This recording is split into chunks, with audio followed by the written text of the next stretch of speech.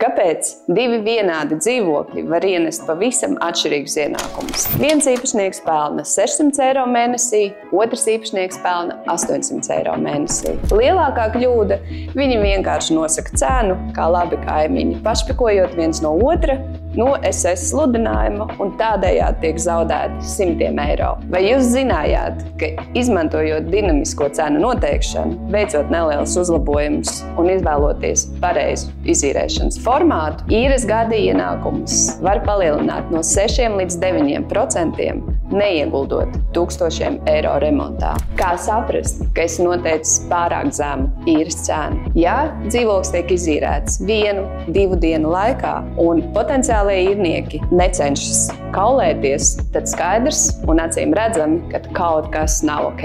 Ja vēlies saprast, cik reāli vari nopelnīt savā gadījumā, raksti mums, zvani mums, un mēs izskatīsim tavu gadījumu individuāli.